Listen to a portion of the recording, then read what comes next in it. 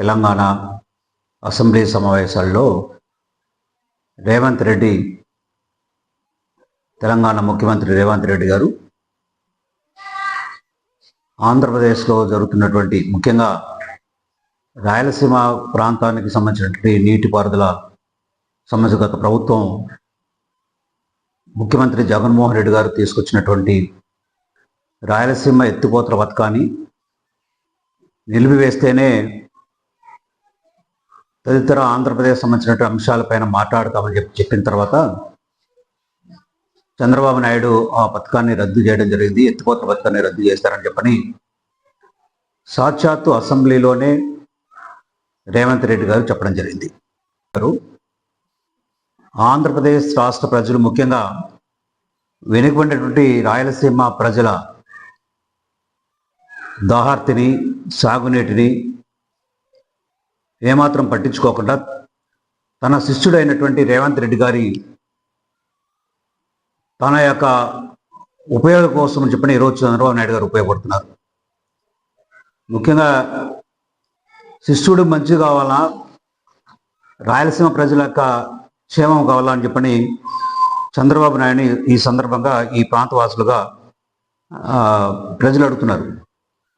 జగన్మోహన్ రెడ్డి గారు 4,000 కోట్ల రూపాయలతో ప్రవేశపెట్టినటువంటి రాయలసీమ ఎత్తిపోతల పథకం, ఆ రాయలసీమ ఎత్తిపోతల పథకాన్ని ఈ రోజున ముఖ్యమంత్రిగా ఉండేటువంటి చంద్రబాబు నాయుడు గారు రాజకీయాలకి పక్కన పెట్టి ఆ రాయలసీమ ఎత్తిపోతల పథకం ప్రవేశపెడితే దాన్ని కంప్లీట్ చేస్తే జగన్మోహన్ రెడ్డి గారికి ఇక్కడ పేరు వస్తున్న ఉద్దేశంతోనే ఈరోజు అడిగిన వెంటనే రాయలసీమ ప్రాంత ప్రజలకు అన్యాయం చేస్తూ తెలంగాణ ముఖ్యమంత్రి రేవంత్ రెడ్డి గారు అడిగిన వెంటనే ఆ యొక్క పథకాన్ని రద్దు చేశాడు అనేటువంటి దీన్ని ముఖ్యంగా ఒక ముఖ్యమంత్రిగా అసెంబ్లీలో జరుగుతున్నటువంటి సమావేశాల్లో రేవంత్ రెడ్డి గారు చెప్పడం అనేది అధికారికంగా అది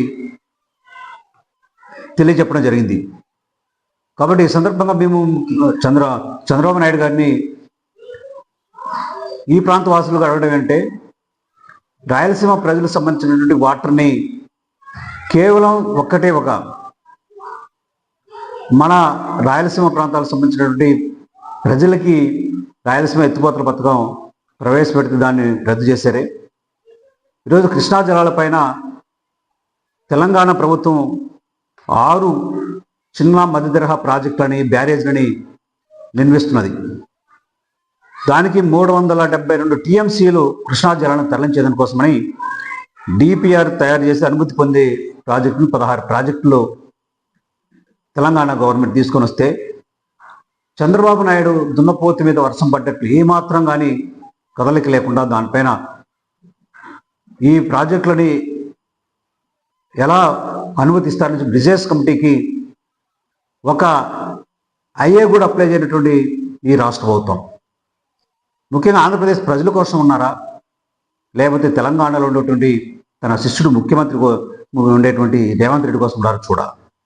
ముఖ్యంగా ఈ 16 డిపిఆర్ ఏ తయారు చేశారంటే ఇది శీలంపాడు బ్యాలెన్సింగ్ రిజర్వాయర్ 4 టీఎంసీల నీటిని తయారు చేసిన కోసమని ఒక రిజర్వాయర్ని ఈ డిపిఆర్లు అనుమతి పొందారు. రెండవది గట్టు బ్యాలెన్సింగ్ రిజర్వాయర్ 1.32 నుంచి 10 టీఎంసీల నీటిని కృష్ణా నీటిని తరలించేదానికోసమని ఒక రిజర్వాయర్ని.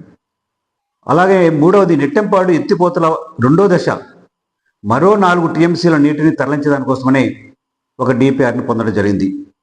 4వది బుజ్జితాండా భీమతాండా ఎత్తిపోతల పథకం 0.5 టీఎంసీల నీటిని తరలిస్తున్నారు. 5వది ఇప్పుడుండేటువంటి కల్లకుర్తి ఎత్తిపోతల పథకం సామర్థ్యాన్ని మరో 20 టీఎంసీలకి పెంచడం జరుగుతున్నది. అలాగే జూరాల వరద కాలువల ద్వారా 100 టీఎంసీల నీటిని తరలించి 11.3 లక్షల ఎకరాల తెలంగాణ ప్రాంతాల్లో ఉండేటువంటి భూమిని సాగునీరు అందించడం కోసం వాటిని తరలించడం జరుగుతున్నది. అలాగే 7వది కోయిల్కొండ గండేడు ఎత్తిపోతల ద్వారా 123 టీఎంసీల నీటిని కృష్ణానది ద్వారా తరలిస్తున్నారు. అలాగే కోయల్ సాగర్ ఎత్తిపోతల సామర్థ్యం అదనంగా 3.30 టీఎంసీలని పెంపుదల చేయడం జరుగుతున్నది. 9వది విశ్వంపల్లి వద్ద 1.2 టీఎంసీల సామర్థ్యంతో మరో ఆకేరు బ్యారేజీ. 10వది జయంపూర్ వద్ద 2 టీఎంసీల సామర్థ్యంతో ఆకేరు బ్యారేజీ. అలాగే 11వది ఏంటంటే మున్నేరు బ్యారేజీ 1.3 టీఎంసీల సామర్థ్యంతో ఒక బ్యారేజీ కడుతున్నారు. 12 గార్ల వద్ద మున్నేరుపై మరో 1.2 టీఎంసీల సామర్థ్యంతో మరో బ్యారేజీ కడుతున్నారు. డోర్నకల్ మండలం మల్కపల్లి వద్ద 35 టీఎంసీల సామర్థ్యంతో మరొక రిజర్వాయర్ తెలంగాణ వాళ్ళు కడుతున్నారు. ఎద్దల చెరువు ఆకేరుపై మరో 1.3 టీఎంసీల సామర్థ్యంతో మరో బ్యారేజీ. అలాగే శ్రీశైలం ఎడమగట్టు కాలువ విస్తరణలో భాగంగా 3.99 లక్షల ఎకరాలకు నీళ్లందించేలా సోమశిల వద్ద 35 టీఎంసీలకు రిజర్వాయర్ కడుతున్నారు.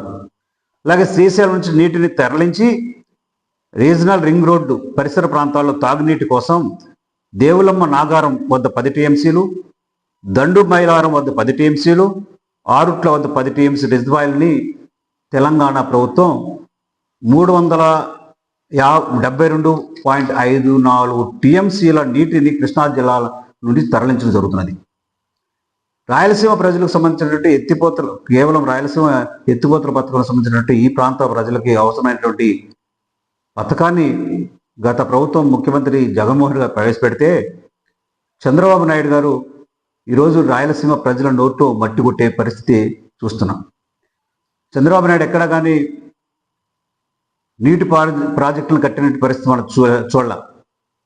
ఎందుకంటే గతంలో వైఎస్ రాజశేఖర గారు ఉన్నప్పుడు హంద్రీనేవా నగిరి గాలేరు కానీ, దాని తర్వాత జగన్మోహన్ గారు వచ్చినప్పుడు రాయలసీమ ఎత్తిపోతల పథకం కానీ, అలాగే కుప్పం వరకు హంద్రీనేవా నీటిని తరలించడం చేయడం జరుగుతున్నది.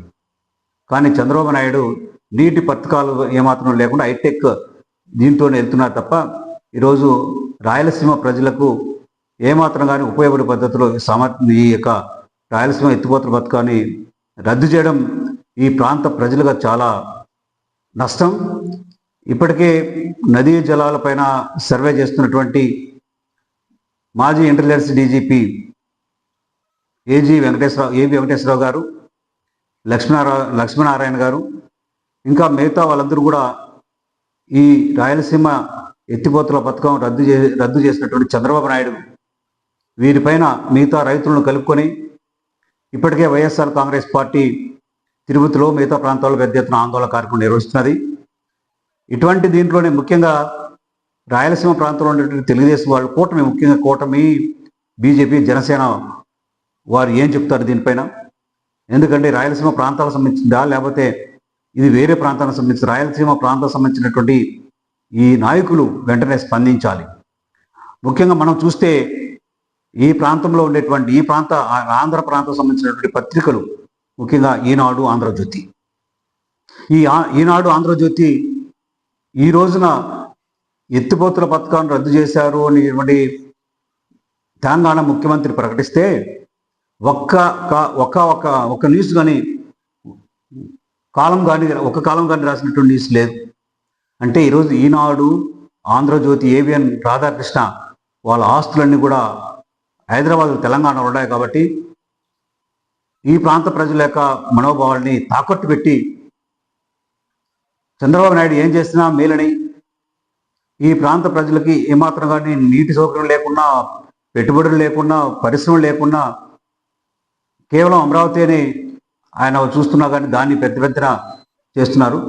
అదే ఇటువంటి ప్రాజెక్టు గతంలో చంద్రబాబు నాయుడు ప్రవేశపెట్టి జగన్మోహన్ రెడ్డి గారు ఉండి, కేసీఆర్ ముఖ్యమంత్రి ఉండి దానికన్నా రద్దు చేసి ఉండింటే ఈ ఉండేటువంటి ఆంధ్రజ్యోతి, ఈనాడు పత్రికలు పుంకాలుగా రాసేటువంటివి. కాబట్టి ప్రజలని తప్పుదోవ పట్టించే పద్ధతిలో ప్రజలకి న్యాయం చేయకుండా ఈరోజు చేస్తున్నటువంటి ఈ 2 పత్రికలు, మీరు రాయలసీమ, ఆంధ్ర ప్రాంత ప్రజల కోసం ఉన్నారా, లేకపోతే కేవలం చంద్రబాబు నాయుడు తాబేదారులుగా ఉండి తన శిష్యుడైనటువంటి రేవంత్ రెడ్డి గారికి న్యాయం చేస్తూ తెలంగాణ ప్రజలకు న్యాయం చేసే పద్ధతులు ఉన్నారా? ఈరోజు ఈ 16 బ్యారేజీలని 372 టీఎంసీల నీటిని, కృష్ణా జలాల నీటిని తరలించేదానికోసమని రేవంత్ రెడ్డి ప్రభుత్వం తీసుకెళ్తుంటే ఈ ఆంధ్రజ్యోతి అలాగే ఈనాడు ఏం చేస్తున్నది? కాబట్టి ప్రజలారా ఇప్పటికైనా మనం మన హక్కుల కోసం, మన ప్రాంతం ప్రజల హక్కుల కోసం మనం పోరాడాల్సిన అవసరం ఎంతైనా ఉంది. కాబట్టి ఈ పోరాటంలో భాగంగా రైతు సంఘాలు, ప్రజా సంఘాలు, కమ్యూనిస్ట్ పార్టీలు, మిగతా ప్రతిపక్ష పార్టీలను ఆందోళన చేసి ఈ రాయలసీమ ఎత్తిపోతల పథకాన్ని సాధించుకోవాల్సిన బాధ్యత అంతైనా ఉంది.